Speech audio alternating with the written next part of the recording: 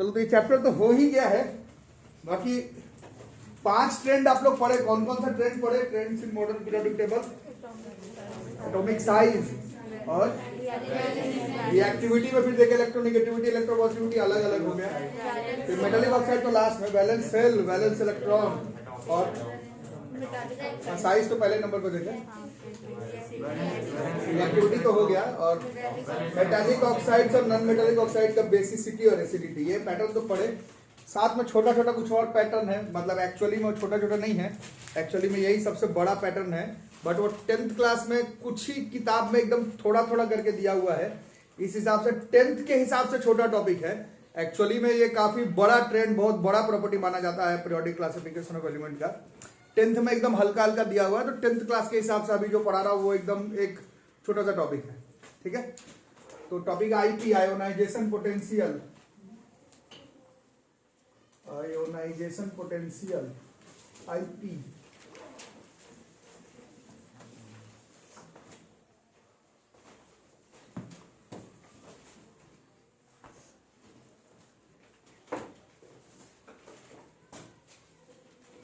कुछ क्वेश्चन उस दिन हो गया था ना ट्रेंड वर्ल्ड का, अब सारा हो जाएगा। राइटिंग थोड़ा सुधारो थे, जिसमें ऐसे लिखोगे बोर्ड्स में, तुमसे ज्यादा मेरे को चेकर का चिंता सता रहा है। उसको भी तो थोड़ा सोचो, मरिए जाएगा तो क्या ही होगा फायदा। आईपी, ठीक है। तो पहले एक बार पैटर्न हुआ याद करवा दो। डाउन द ग्रुप में, डाउन द ग्रुप में हम लोग ऐसे याद किए थे, डाउन द ग्रुप इलेक्ट्रोपॉजिटिविटी क्या होता था? Down the group electropositivity increases था। इलेक्ट्रोपॉजिटिविटी का मतलब था इलेक्ट्रॉन छोड़ने का क्षमता, नहीं इलेक्ट्रॉन लूज करने का क्षमता। Down the group electron lose करने का प्रॉपर्टी, लूज के स्पेलिंग गलत है, सही, लूज करने का प्रॉपर्टी, इसी को हम लोग क्या कहते थे? इलेक्ट्रोपॉजिटिविटी। तो ये पढ़ चुके हैं।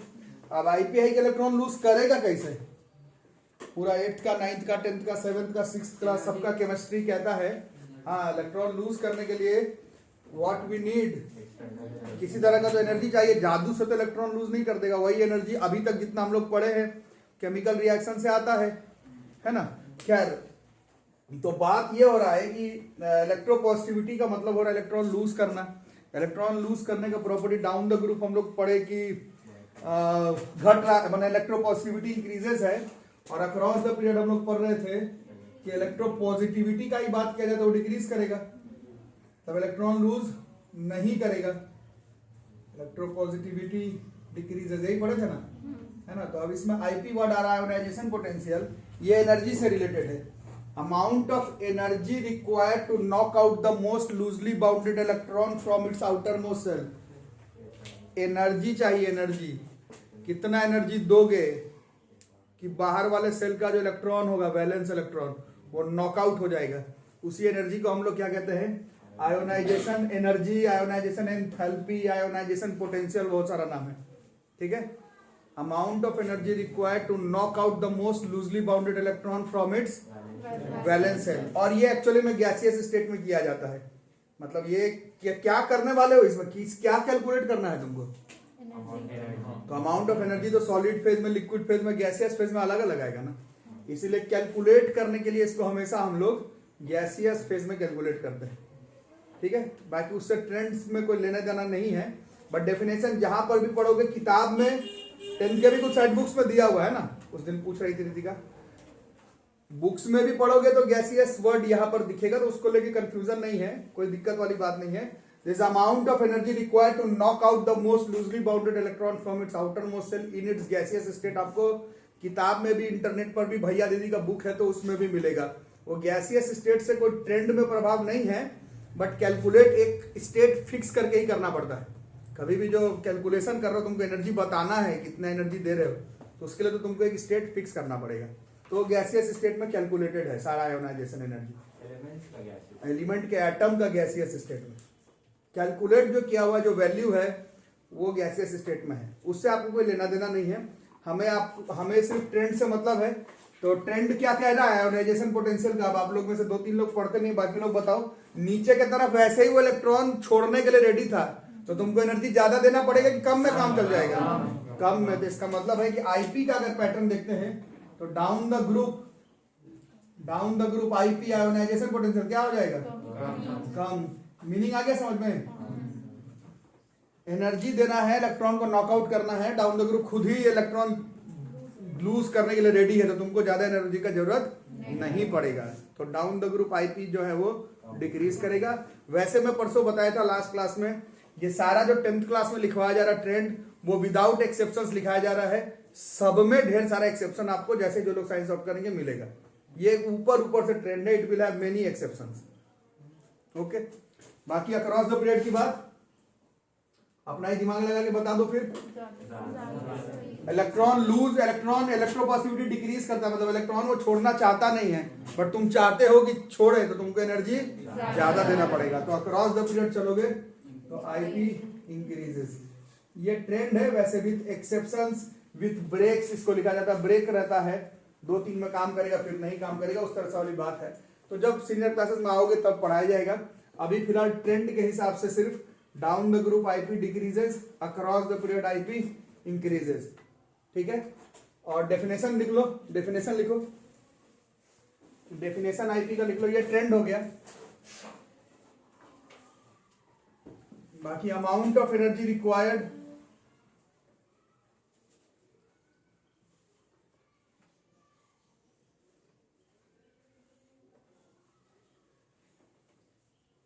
To knock out the most loosely bounded electrons, that is valence electrons,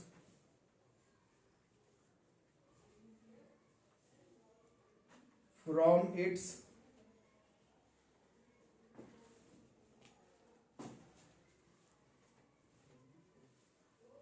bond of energy required to knock out the most loosely bounded electron, that is valence electron, from its outermost shell.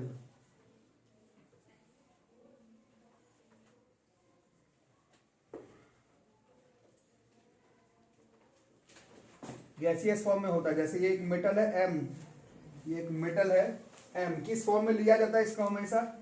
Gaseous state में। ठीक है, इसमें से क्या करना है, इसमें से क्या हटाना है? इलेक्ट्रॉन हटाना है। तो माइनस इलेक्ट्रॉन क्या देना पड़ रहा है? एनर्जी।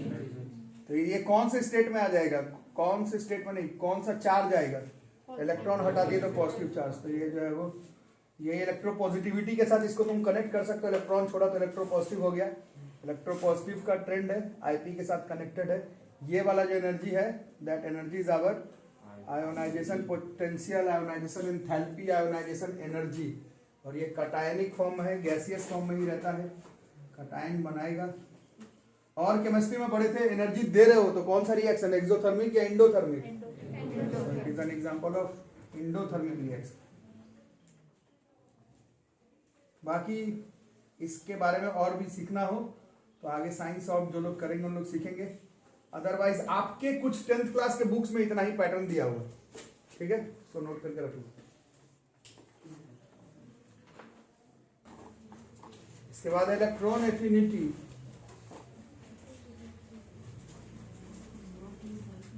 EA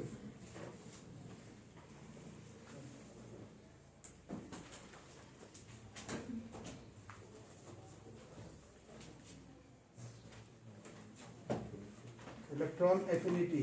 तो इलेक्ट्रॉन एफिनिटी के लिए फिर से एक बार इलेक्ट्रोनिगेटिविटी के बारे में थोड़ा याद करते हैं, है ना। इलेक्ट्रोनिगेटिविटी तो पढ़े थे। Electronegative tendency of an atom to gain electron. क्या था क्रॉस द पीरियड में इलेक्ट्रोनिगेटिविटी?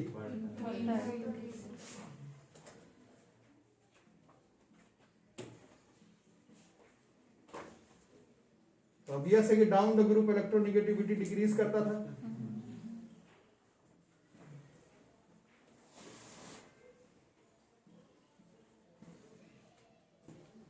है ना। अब अच्छे समझना, ये थोड़ा सा आईपी से थोड़ा मुश्किल है बट हो जाता है। तो आईपी में हम लोग क्या देखे, इलेक्ट्रॉन को हटाना था, क्या देना पड़ा? अब इलेक्ट्रॉन को जोड़ना है एनर्जी एटम में, तो उसमें एनर्जी रिलीज होता है। हटाना है तो एनर्जी देना पड़ेगा, जोड़ना है तो एनर्जी रिलीज होता है। अलग तरह का कॉन्सेप्ट है केमिस्ट्री, सिंपल साइंस पर बेस्ड नहीं है जैसे आधा अधूरा नॉलेज इन लोगों को। केमिकल रिएक्शन में यही जो एनर्जी छोड़ता है वही उधर हटाने में चला जाता है क्या? क्या नहीं, हाँ you can say chemical reaction से ही आता है, वही यू कैन से। इसको समझने का कुछ अच्छा तरीका तो मतलब एटॉमिक लेवल पर ही है, बट ऐसे कई किताब में यही लैंग्वेज लिखा हुआ है कि जैसे हम लोग कहीं घूमने जाते हैं, कहीं दूर कहीं पर जाना है घूमने वगैरह, तो कपड़ा पैक करते हैं सूटकेस में, है ना, ढेर सारा कपड़ा पैक करते हैं सूटकेस में, बट ट्रिप थोड़ा लंबा है, थोड़ा अच्छा स्मार्ट स्टाइलिश दिखना है, तो और हम लोग क्या सोचते हैं कि उसमें थोड़ा और कपड़ा पैक कर ले। जैसे कपड़ा उसमें है सूटकेस में जितना चाहिए उतना, लेकिन उसमें और ऐड करते हैं और ऐड करते हैं, तो फिर सूटकेस क्या हो जाएगा, फिर सूटकेस भर कर फिर क्या हो जाता है, फिर जबरदस्ती ऐसे, फिर जैसे जबरदस्ती उसको ठूसने का ट्राई करते हो, फिर क्या हो जाता है वो खुलने का कोशिश करता है, और टू बी प्रिसाइज साइंस की बात करेंगे तो खुल जाएगा वो, है ना। खास करके जैसे हम लोग घूमने जाते हैं कहीं पर, तो पूरा एकदम प्रेस करके जाते हैं, वापस ट्रिप से आ रहे होते हैं तो वहां तो पहन के वहां तो मौका मिलता नहीं है कि फिर उसको प्रेस करके रखे, उसको ऐसे ठूस ठास के रख देते हैं अंदर, तो वो फिर सूटकेस बंद नहीं होता है।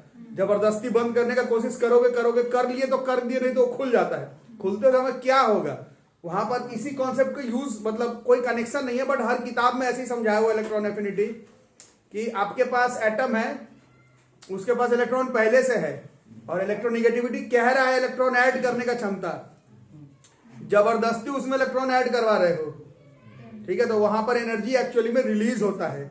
उस एनर्जी रिलीज को हम लोग इलेक्ट्रॉन एफिनिटी कहते हैं, this is known as electron affinity. इसको इलेक्ट्रोनिगेटिविटी के साथ कनेक्ट कर सकते हो, बट अभी ट्रेंड लिखोगे, चाहे तुम खुद अपना दिमाग से बताओगे, ट्रेंड में ही पता चल जाएगा कि ये अलग है इलेक्ट्रोनिगेटिविटी से। इलेक्ट्रोपॉजिटिविटी और आईपी का ट्रेंड सेम आया ना, जो तुम इलेक्ट्रोपॉजिटिविटी के बारे में बात बताया, आईपी भी घुमा फिरा करके वही निकला, बस थोड़ा मतलब उसमें उल्टा आया एक्चुअली में, है ना। क्या आया था अभी, आईपी डाउन द ग्रुप क्या आया था, IP down the group decrease करता है, और इलेक्ट्रोपॉजिटिविटी जो है वो इंक्रीज करता है, मतलब उसी चीज को उल्टा बस कर लिए, फ्लिप कर लिए, तो मीनिंग आ गया। इसमें थोड़ा सा समझना, इलेक्ट्रोनिगेटिविटी इसमें भी वैसे फ्लिप करने वाली ही बात है। Electronegativity across the period electron gain करने का क्षमता है, बट रूल कहता है कि तुम जितना जबरदस्ती इलेक्ट्रॉन गेन करवाओगे उतना ही एनर्जी जो है उस एटम से रिलीज होने वाला है, समझ में आ रहा है। तो उस हिसाब से खुद का ही पैटर्न, तुम खुद से ही ट्रेंड बताओ। I am more bothered about trends in electron affinity. Trends के बारे में बात करते हैं इलेक्ट्रॉन एफिनिटी का, across the period down the group. बताओ क्या हुआ, आईपी का क्या था यहाँ पर, आईपी का भी एक बार लिख लेते हैं। आईपी का डाउन द ग्रुप डिक्रीज था ना, और यहाँ पर डिक्रीज था अक्रॉस द पीरियड। यहाँ पर अपने से थोड़ा बताना, पहले फिर से समझा देता हूं। इलेक्ट्रॉन एफिनिटी का मीनिंग है कि जब जब तुम एक एटम में वैलेंस शेल में इलेक्ट्रॉन ऐड करवाए जा रहे हो, तो उसमें ढेर सारा, मतलब ढेर सारा तो बात की बात है, मतलब एनर्जी जो है वो रिलीज होता है, और उसी एनर्जी को ही हम लोग इलेक्ट्रॉन एफिनिटी कहते हैं। जो एनर्जी दिए हो दैट इज आयोनाइजेशन एनर्जी, और इलेक्ट्रॉन जोड़ते समय जो एनर्जी निकलेगा दैट इज इलेक्ट्रॉन एफिनिटी। आ रही है बात समझ में, ठीक है। तो बताओ, across the period electronegativity increase करता है, मतलब इलेक्ट्रॉन ये सो रहा है क्लास में, वेरी गुड, ये भी होता है। इतना बोरिंग टॉपिक पढ़े आज, वाह बहुत ही कमाल का, मजा आ गया। He is sleeping in the class. आप लोग को भी किसी को नींद आ रहा तो सो जाओ बाहर जाके, बाकी लोग बताओ। अरे इतना बोरिंग टॉपिक नहीं, बढ़िया टॉपिक है। खैर पूरा टॉपिक ही घुमा दिया, ये ऐसा घुमा है ये कि चलो कोई बात नहीं। क्या पढ़ रहे थे, इलेक्ट्रोनिगेटिविटी इंक्रीज कर रहा था, टॉपिक ही भुला दिया पूरा। इलेक्ट्रोनिगेटिविटी इंक्रीज मतलब इलेक्ट्रॉन गेन करने का क्षमता, मतलब जैसे अक्रॉस द पीरियड जाएंगे ज्यादा से ज्यादा इलेक्ट्रॉन जो है वो गेन कर सकता है ना, इलेक्ट्रॉन गेन कर सकता है, और इलेक्ट्रॉन गेन करने पर जो एनर्जी रिलीज होता है उसी को हम लोग इलेक्ट्रॉन एफिनिटी कहते हैं। तो क्या ट्रेंड बना अक्रॉस द पीरियड का, इंक्रीज ही कर जाएगा, क्योंकि गेन इलेक्ट्रॉन गेन करने का क्षमता बढ़ता है अक्रॉस द पीरियड, और वही एनर्जी भी फिर जो रिलीज होगा वो भी बढ़ेगा। तो across the period electron affinity जो है, across the period EA increases with breaks with exceptions, but exceptions आपके क्लास में नहीं है। याद करने का सबसे अच्छा तरीका सीनियर क्लास में सिखाया जाता है। आईपी का ही ट्रेंड फॉलो हो रहा है, देख रहे हो, जो आईपी का है घुमा फिरा के इलेक्ट्रॉन एफिनिटी का ट्रेंड सेम आएगा। अगर डाउन द ग्रुप का बात कर लेते हैं, down the group electronegativity decrease करता है। डिक्रीज करने का मतलब है कि वो इलेक्ट्रॉन ऐड ही नहीं करना चाहता है, तो ऐड ही नहीं करेगा तो एनर्जी रिलीज ही नहीं करेगा। तो उस हिसाब से डाउन द ग्रुप जाएंगे तो इलेक्ट्रॉन एफिनिटी जो है वो डिक्रीज करेगा। ये आपका ट्रेंड है, तो ट्रेंड लिख लो, विद ब्रेक्स है, विद एक्सेप्शन है, और बाकी फिर डेफिनेशन भी लिखेंगे। अमाउंट ऑफ एनर्जी को इलेक्ट्रॉन एफिनिटी, हाँ, that energy is our electron affinity. बात एनर्जी पर है। इसमें कई बार बच्चे पूछते हैं कि इलेक्ट्रोनेगेटिविटी और इलेक्ट्रॉन एफिनिटी में क्या अंतर है, तो 100% अंतर है। वो सिर्फ एक प्रॉपर्टी है, ये फिजिकल क्वांटिटी है, एनर्जी है, दिस इज एनर्जी। वो टेंडेंसी बताता है कितना इलेक्ट्रॉन गेन कर सकते हैं। ये एनर्जी है, एग्जैक्ट कैलकुलेट होगा वैल्यू, कितना एनर्जी निकलेगा जब एक इलेक्ट्रॉन को तुम जोड़ोगे आउटर मोस्ट सेल में। Exact calculation, exact calculation actually में इलेक्ट्रोनेगेटिविटी का भी है, but as a physics student we can say that both are different topics. वो टेंडेंसी टू एक्सेप्ट है, यहाँ पर तुम एनर्जी निकाल रहे हो, energy is a different physical quantity. हाँ, मतलब energy is a physical quantity, उसको फॉर्मूला हम लोग पढ़े हैं 9th में, and many more formulas we will study in senior classes. एक में एनर्जी निकाल रहे हैं, एक में टेंडेंसी है, दोनों चीज में अंतर है। ठीक है, थोड़ा डेफिनेशन भी लिखा जाए, ट्रेंड भी लिखो। एफिनिटी का मतलब होता है ले सकना, लाइकिंग। हाँ, मतलब इलेक्ट्रॉन गेन कर सकते हैं, इलेक्ट्रॉन के साथ लाइकिंग। वर्ड के साथ तक जाएंगे तब तो मतलब अलग ही हो जाएगा ना, वो तो कि कितना इलेक्ट्रॉन गेन करने का वो है। हाँ, तो वहीं पर फिर एनर्जी जो है, that energy what is our E, जो हम लोग को कैलकुलेट करना। ट्रेंड लिख लो तब तक, उसके बाद डेफिनेशन भी लिखा जाए। साइड में मैं लिख देता हूँ, amount of energy released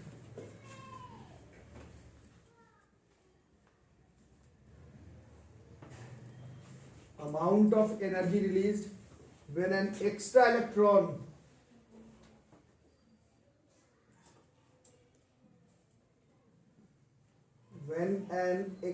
electron is added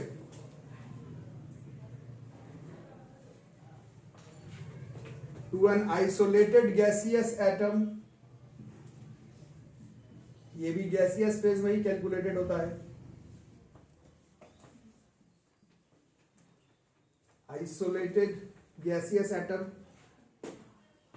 to convert it, किसमें कन्वर्ट हो जाएगा ये इलेक्ट्रॉन लेकर के, टू कन्वर्ट इट इनटू किसमें, detective gaseous अनायन you can say. ठीक है, और कौन सा रिएक्शन होगा, वो वाला तो इंडोथर्मिक है, ये वाला एक्सोथर्मिक होगा, है ना। लिखने का तरीका तो अपना अलग अलग है। तो ये मेटल है गैसियस फॉर्म में, इसमें क्या कर रहे हो, इस बार इलेक्ट्रॉन जोड़ रहे हो, जिसके वजह से ये अनायन में बन जाएगा और एनर्जी रिलीज कर देगा। ये केमिस्ट्री में पहले चैप्टर में पढ़े थे, an example of exothermic reaction. और जो लोग साल भर तैयारी नहीं किए हैं, उतना जिन लोगों को तैयारी नहीं है, उन लोग इसको पिन पॉइंट कर सकता है कि शायद ये बोर्ड्स के एग्जाम में नहीं आए, क्योंकि एनसीईआरटी बुक में नहीं दिया हुआ है। Ionisation potential and electron affinity class 10th के बोर्ड्स के एग्जाम में शायद नहीं आए, क्योंकि एनसीईआरटी बुक में नहीं मेंशन्ड है, बट साइड बुक्स वगैरह सब में मेंशन्ड है। तो आप देख लें, जो पूरा तैयारी किए हुए उन लोग की अलग बात है, जिनका उतना तैयारी नहीं है तो जो 5 ट्रेंड एनसीईआरटी में केवल उसी को फॉलो कर लेना, काम बन जाएगा। बाकी ट्यूशन रूम में है, मेरे को तो पढ़ाना ही था। बाकी आप अपने कॉपी से जब फाइनल नोट्स बनाएंगे तो तैयारी करना अपना, है ना। तो नोट कर लो, ट्रेंड लिख लिया ना, ट्रेंड्स लिख लो across the period.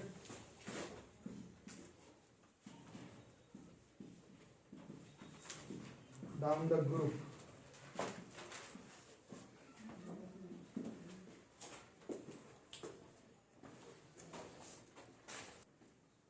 Iso electronic ions थोड़ा लिख लिया जाए।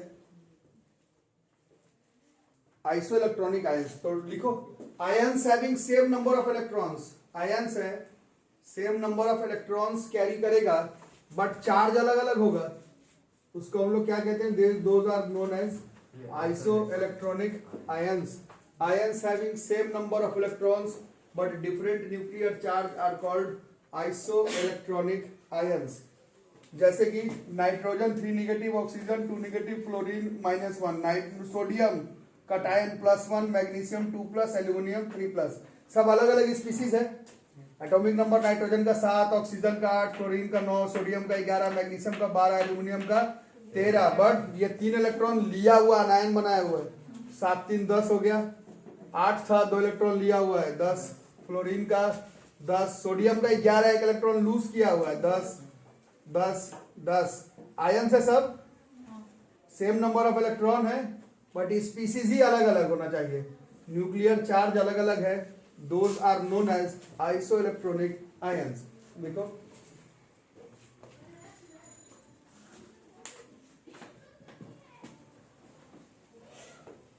देखिए, इसमें एटॉमिक साइज का ट्रेंड लिखना है, ट्रेंड। एटॉमिक साइज का ट्रेंड है, और एक बार साइज का ट्रेंड अगर बना सके तो जो लोग रेगुलर पढ़े वो साइज ही पर, तो बाकी सब भी बेस्ड है। एक से बैलेंस इलेक्ट्रॉन वाला छोड़ करके बाकी तो सब साइज पर था।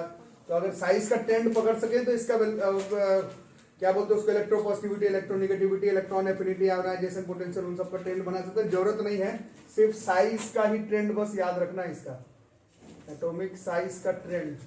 इसमें रूल है कि अगर आइसोइलेक्ट्रॉनिक आयंस है तो जितना चार्ज कम उसका साइज उतना ही ज्यादा। This is atomic size decreases, atomic size decreases. Isoelectronic ions अगर हो, पहले कंफर्म करना कि आइसोइलेक्ट्रॉनिक आयन है।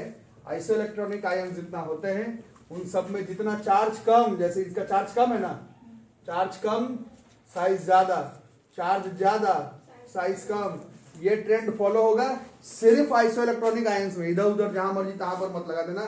ये ट्रेंड फॉलो करने के लिए you have to look upon whether the following species listed are examples of isoelectronic ions or not. If you are 100% sure the above species which have been asked in your exam are example of isoelectronic ions, then you can follow this trend. ठीक है, charge कम size ज्यादा। ठीक है, पहले note करो।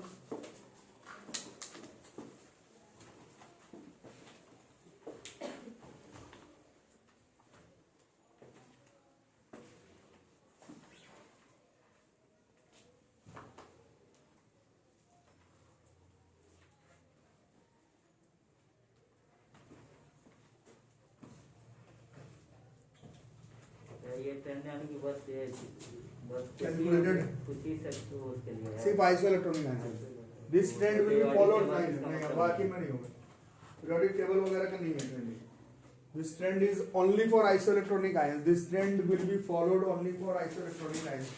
कहीं पर लिखना हो तो लिख लेना, वैसे इसमें तो लिखा ही हुआ है। इसका भी जरूरत पड़ता है आइसोइलेक्ट्रॉनिक आयन से। 10th में नहीं पढ़ना चाहिए, हाँ ऐसे ऐसे पढ़ता है। स्पीसीज का अरेंजमेंट जब हम लोग करते हैं तो फिर आइसोइलेक्ट्रॉनिक आयंस का ट्रेंड भी जरूरत पड़ सकता है।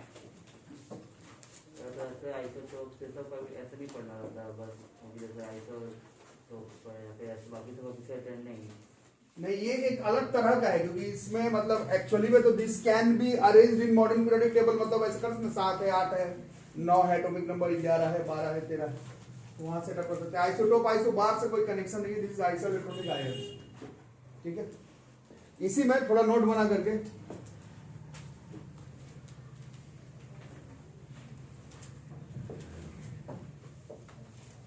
इसी में थोड़ा सा नोट बना करके, है ना। फ्लोरीन निगेटिव है और फ्लोरीन है,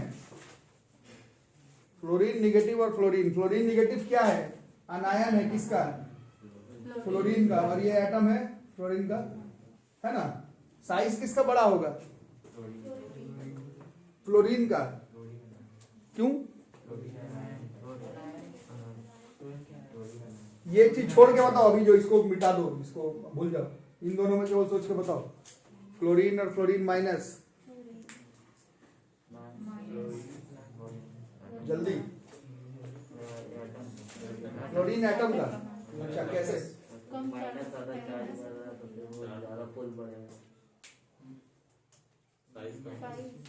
फ्लोरीन माइनस का बोल रहे हो कि फ्लोरीन का बोल रहे हो, फ्लोरीन माइनस में इलेक्ट्रॉन जुड़ेगा अगर तो पुल आंसर क्या होगा, बड़ा कौन, एटम, बड़ा एटम। आप लोग बताओ, एटम। कारण फ्लोरीन का एटॉमिक नंबर कितना है? तो के में कितना है? 2 और उसमें एल में 7 और फ्लोरीन माइनस में कितना हो जाएगा? 2 और 8 हो जाएगा, मतलब 10 हो गया है ना। 2 और 8 10 हो गया। तो 10 वाला कौन सा हुआ फिर वो मिला जुला के? नोबल गैस वाला। कल परसों क्या बताया गया था आपको? नोबल गैस का अपने बगल वाले हेलोजन से बताया गया था कि उसका साइज जो होता है वो थोड़ा सा ही सही लेकिन वो बड़ा होता है। एक्चुअली में थिंग्स टू रिमेंबर है, अनायन हमेशा अपने एटम से बड़ा होता है। थिंग्स टू रिमेंबर है, आपको याद करना होगा, अनायन जो है वो अपने एटम से उसका साइज हमेशा बड़ा होता है। याद रहेगा? यहां पर भी फॉलो अप हो रहा था वो रूल, है ना। अभी क्या बताया था? जिसका चार्ज कम उसका साइज ज्यादा। तो अगर ऐसे भी मुकाबला हो जाता तो अनायन हमेशा अपने एटम से बड़ा ही होगा। याद रहेगा? कहीं पर लिख लो, anion will be always greater than its parent atom. ये सब अलग से बता रहा हूं, नहीं अगर उतना समझ में आ रहा है तो याद करने का जरूरत नहीं है। आप लोग अपने एनसीईआरटी वाला ही याद कर लें, वो पढ़ाई हो चुका है, सारा क्वेश्चन मैं करवा चुका हूं, सारा ट्रेंड लिखवा चुका हूं। जिसको पूरा चैप्टर क्लियर है 100% एनसीईआरटी लेवल पर, उन लोग इसको देख लो, क्योंकि 10th के ही साइड बुक्स में ये सब थोड़ा थोड़ा करके मेंशन किया हुआ है, इसलिए मैं भी थोड़ा थोड़ा करके बता दे रहा हूं। अनायन हमेशा अपने पेरेंट एटम से बड़ा होता है। कटायन का बात खुद बता दो, Na+ और Na में खुद बता दो, बड़ा कौन होगा? कैसे?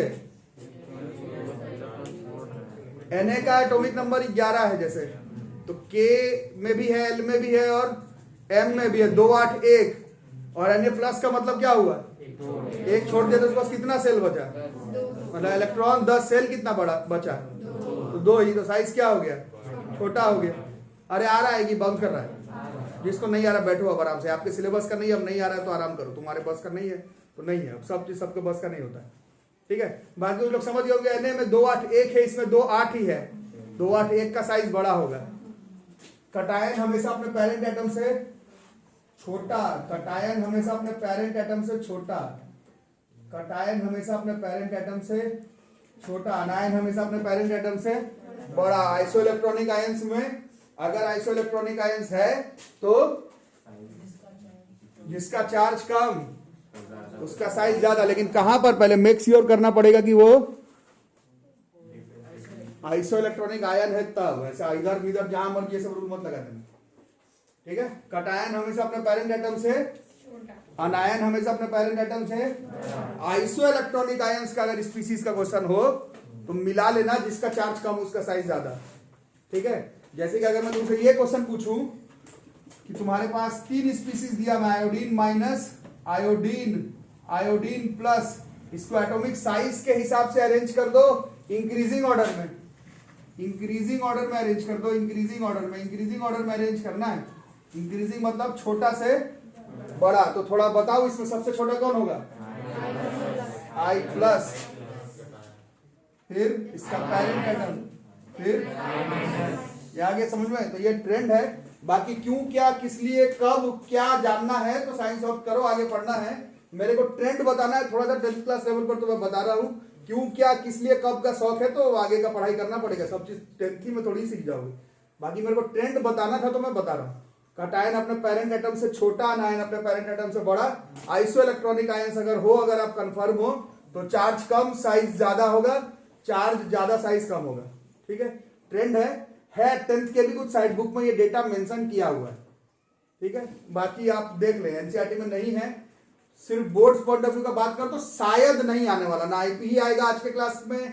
जो पढ़ा है IP, electron affinity, isoelectronic ion, cation अपने पेरेंट एटम से छोटा, अनायन अपने पेरेंट एटम से बड़ा, ये 10th के एनसीईआरटी बुक में नहीं मेंशन है, तो मोस्ट प्रोबेबली टेस्ट में नहीं आएगा, मोस्ट प्रोबेबली।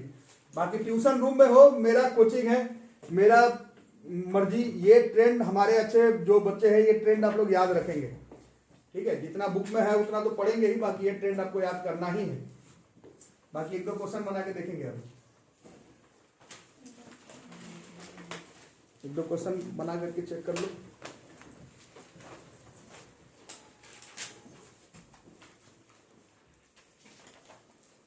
पीरियोडिक टेबल निकाल लो अपना अपना क्वेश्चन बनाते समय। अभी हो सकता है ऐसे स्पीसीज आ जाए जो कि आपको मालूम नहीं, 20 के बाहर वाला हो। पेज नंबर 86 अपना निकाल ही लो। या ट्यूशन वाला दूसरे कोचिंग से जो दे देता है पीरियोडिक टेबल वो मत निकाल लेना, बुक का निकालो दूसरा। यह बात आदमी लिख के लाया है कोचिंग इंस्टीट्यूट।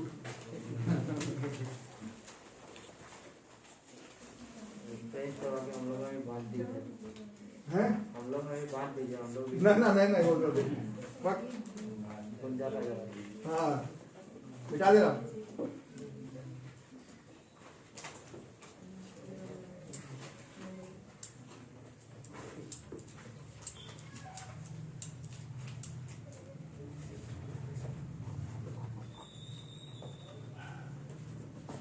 चलो क्वेश्चन लिखो।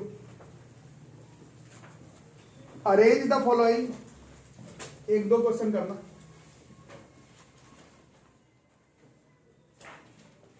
एक दो ही करेंगे अभी। In increasing order,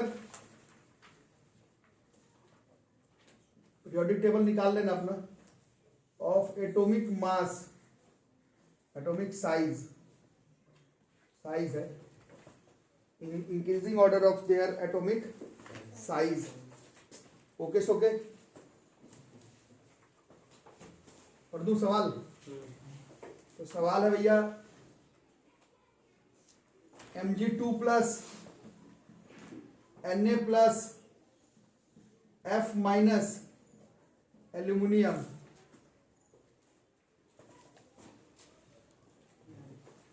increasing order of their atomic size.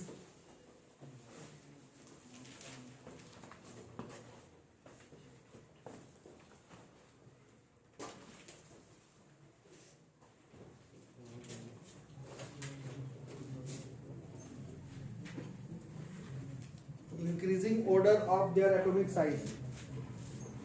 Increasing order of their atomic size. हो जाएगा? क्या हुआ अंजलि, बोल बेटा कुछ बताओ क्या होगा। पहले बताओ इसमें क्या, किसका गेम है ये, किस चीज का ट्रेंड है ये? आइसो इलेक्ट्रॉनिक आयंस का ट्रेंड है। इसमें ये तीनों आइसो इलेक्ट्रॉनिक आयन है, ये तीनों आइसो इलेक्ट्रॉनिक है। हर चीज से पीरियोडिक टेबल में देख करके नहीं, एक घंटे में मैं पढ़ाया उसका भी तो कुछ वैल्यू रखो। ये तीनों आइसो इलेक्ट्रॉनिक आयन अभी पढ़ाया हूँ। और आइसो इलेक्ट्रॉनिक आयन में क्या ट्रेंड है? आइसो इलेक्ट्रॉनिक आयन में जिसका चार्ज कम उसका साइज ज्यादा। हम लोगों को वैसे इंक्रीजिंग ऑर्डर में करना है। इंक्रीजिंग मतलब छोटा से बड़ा ना, तो सबसे छोटा कौन होगा इन तीनों में? Mg2 प्लस, इससे बड़ा होगा Na प्लस, इससे बड़ा होगा F माइनस। ये तो इन तीनों में हो गया। लेकिन अभी गेम में एल्यूमिनियम भी है। अब एल्यूमिनियम कहाँ सेटअप होगा? यहाँ। हाँ बिल्कुल, ये तीनों आइसो इलेक्ट्रॉनिक आयन तो है, बट सब 10 इलेक्ट्रॉन वाला हो जा रहा है। ये तीनों 10 इलेक्ट्रॉन वाला है। 10 इलेक्ट्रॉन का मतलब K में 2, L में 8, मतलब 2 ही सेल वाला। आइसो इलेक्ट्रॉनिक आयन का पैटर्न से ये तीनों बन गया। जिनको आ रहा है समझ में, जिनको नहीं आ रहा बैठो, कितना चीज सब लोग समझ के क्या ही कर लोगे। ये तीनों आइसो इलेक्ट्रॉनिक का पैटर्न से ये तीनों सेटअप हो गया है, बट ये तीनों ही 10 इलेक्ट्रॉन वाले पे सेटअप हुआ है। अभी गेम में एल्यूमिनियम बाकी, एल्यूमिनियम का एटॉमिक नंबर 13 होता है। इसमें तो सेल ही ज्यादा है। K में 2, L में 8, M में 3, इसके पास तो सेल ही 3 है। ये तीनों आइसो इलेक्ट्रॉनिक के हिसाब से है, और इसमें सेल ही ज्यादा होने का वजह से किसी भी कीमत पर इन सबसे बड़ा होगा, और ये इसका पैटर्न हो जाएगा। ठीक है, कोई दिक्कत है तो बोलो जल्दी से। आगे समझ में, इसको लिख लो। तो थोड़ा सा अरेंज भी कर लेना, लिख भी देना कि आइसो इलेक्ट्रॉनिक आयंस का कॉन्सेप्ट भी लगाया है। घर पर तो याद उतना रहता नहीं है तुम लोगों को, क्योंकि घर पर तो सीरियल ही देखते रहते हो। कौन सा तुम कौन देखते हो छोटू? वही ये रिश्ता क्या कहलाता है। और ये ससुराल सिमर का, ये बोले मेरे को वैसा ही बनना है सिमर जैसा। बट मैं तो वो वाला कसौटी जिंदगी के पार्ट 1 जब देखे तब वो छोटे थे, अभी थोड़े बड़े हो गए तो पार्ट 2 चलता है। बड़ा अच्छा लगता है उसकी। वो गोपी बहू वाला, वो आजकल देता भी है। 2 नंबर एक और क्वेश्चन, चलो अभी करके दिखाओ। चलो बड़े वाला हो तुम लोग, दौड़े वाला बता दो आज। दौड़े वाला, वेरी गुड। दौड़े वाले का बहुत एग्जाम्पल हो सकता है। 10th के बाद घर छोड़ के भागे, लड़का लड़की लेके भागे, बहुत सारा एग्जाम्पल है। कुछ भी हो सकता है, चुरा के पैसा भाग गया घर का, तो एग्जाम्पल बहुत है।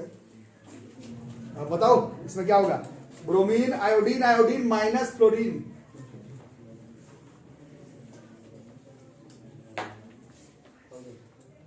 हो गया। ये पीरियोडिक टेबल भी थोड़ा देखना पड़ेगा लगता है। पीरियोडिक टेबल में कौन मतलब ये डाउन द ग्रुप का है लगता है, फ्लोरीन ऊपर आता है सबसे, फ्लोरीन ब्रोमीन आयोडीन है ना, फ्लोरीन ब्रोमीन आयोडीन, ये तो ये तीनों डाउन द ग्रुप है। डाउन द ग्रुप साइज क्या होता है, डाउन द ग्रुप साइज बढ़ता है, तो उस हिसाब से डाउन द ग्रुप साइज बढ़ता है, मतलब फ्लोरीन से तो बड़ा होगा ब्रोमीन और ब्रोमीन से बड़ा होगा आयोडीन। अब गेम आयोडीन और आयोडीन माइनस का है, अभी थोड़ी देर पहले बताया हूं, कटायन नहीं है, ये अनायन है।